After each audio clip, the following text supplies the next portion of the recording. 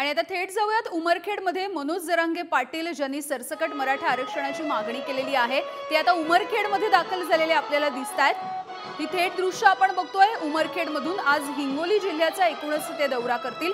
वेगवेगळ्या टप्प्यामधला हा महाराष्ट्र दौरा सुरू आहे आणि उमरखेडमध्ये सध्या ते दाखल झालेले आहेत। महाराष्ट्र दौऱ्याचा हा चौथा टप्पा सुरू आहे आणि इथून वेगवेगळ्या पद्धतीच्या ठिकाणी जाऊन सभा सुद्धा घेणार आहेत। तर सभांचं सुद्धा आयोजन केलं गेलंय। मात्र त्याआधी उमरखेडमध्ये त्यांचं जेसीबी मधून मोठ्या पद्धतीने स्वागत होत आहे। आतापर्यंत एकूणच जर आपण मनोज जरांगे पाटील यांच्या सभा आणि त्यांचे दौरे पाहिलेले आहेत, अनुभवलेले आहेत, त्यामध्ये आपल्याला हे अशाच पद्धतीचं चित्र बघायला मिळालं। मनोज जरांगे पाटील हे जिथे जिथे जातात तिथे मोठ्या संख्येने मराठा समाज बांधव एकवटलेले आपल्याला दिसतात। त्यासोबतच जेसीबी मधून पुष्पांची उधळण केली जाते आणि तेच चित्र आजही आपल्याला बघायला मिळते। मनोज जरांगे पाटील यांचा महाराष्ट्र दौऱ्याचा हा चौथा टप्पा आणि चौथ्या टप्प्यामध्ये सुद्धा त्यांचं तितकंच जोरदार पद्धतीने स्वागत होत आहे। त्यांच्या एकूणच सभांना, त्यांच्या या सगळ्या दौऱ्याला तितकाच प्रतिसाद मिळताना आपल्याला दिसतोय। आणि सध्याची दृश्य आहेत उमरखेडमधली। उमरखेडमध्ये मनोज जरांगे पाटील यांचं आगमन झालेलं आहे, ते दाखल झालेले आहेत अगदी काही क्षणांपूर्वी आणि त्यांचं चौकामध्ये जंगी स्वागत होताना दिसतंय। मराठ्यांना सरसकट कुणबी जातीची प्रमाणपत्र द्यावीत ही त्यांची प्रमुख मागणी आहे आणि ही मागणी घेऊन ते संपूर्ण महाराष्ट्राचा दौरा करताना दिसतात। चौथ्या टप्प्यातला दौरा हा महत्त्वाचा याच्यासाठी आहे कारण विदर्भाच्या काही ठिकाणी सुद्धा काही जिल्ह्यांमध्ये जाऊन त्यांनी मराठा बांधवांची भेट घेतलेली आहे। खरं तर कुणबी जातीच्या ज्या नोंदी आहेत त्या विदर्भामध्ये असंख्य प्रमाणामध्ये, असंख्य संख्येने सापडलेल्या दिसत आहेत आणि त्यामुळे विदर्भातला हा चौथ्या टप्प्यातला दौरा सुद्धा महत्त्वाचा ठरतोय। तर दुसरी दृश्य आपण बघतोय, हिंगोलीमध्ये सभा होणार आहे, त्यामुळे सभेची सुद्धा जय्यत तयारी केली गेली आहे। साधारणतः जर आपण विचार केला तर भव्य दिव्य अशाच त्यांच्या सभा होताना दिसतात आणि साधारण 250 एकर जागेवरती आजची ही त्यांची सभा होणार आहे। त्यामुळे मोठ्या संख्येने मराठा समाज बांधव या सभेला सुद्धा गर्दी करतील याची शक्यता वर्तवली गेली आहे।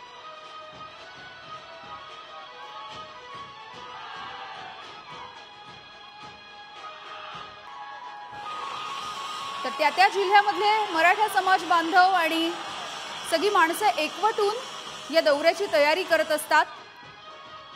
त्यामुळे आजही या सभेची मोठी तयारी होताना दिसतेय।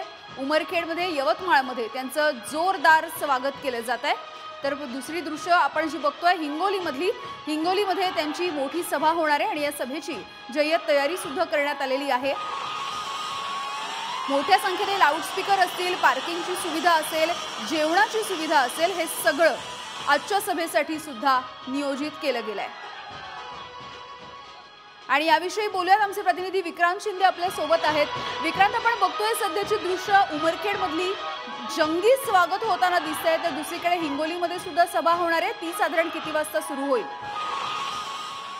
अगदीच खरं आहे यामिनी। खरं तर ही जी उमरखेडची सभा आहे ती सकाळी 10च्या सुमारास नियोजित करण्यात आलेली होती। मात्र अद्याप सभास्थळापर्यंत मनोज जरांगे पाटील अद्याप पोहोचलेले नाहीयेत। मोठ्या प्रमाणात स्वागत जे आहे ते मराठा समाजाकडून केलं जात आहे। भव्य रॅली निघालेली आहे, बाईक रॅली आहे, त्यामागे गाड्यांचा ताफा आहे, ठिकठिकाणी जेसीबींमधून पुष्पवृष्टी जी आहे ती केली जाते। मोठं जंगी स्वागत जे आहे ते जरांगे पाटलांचं केलं जाते। त्यानंतर ही सभा पार पडेल आणि मग हिंगोलीच्या दिशेने मनोज जरांगे पाटील आणि त्यांचा जो ताफा आहे तो रवाना होईल। मात्र त्यानंतर सुद्धा हिंगोलीमध्ये पोहोचत असताना खरं तर हिंगोलीमध्ये जाताना मराठवाड्याचा भाग सुरू झाला की ठिकठिकाणी त्यांचं स्वागत केलं जाणार आहे, त्यामुळे पुन्हा तिथे सुद्धा वेळ जाईल, त्यामुळे सभा सुरू व्हायला वेळ लागेल।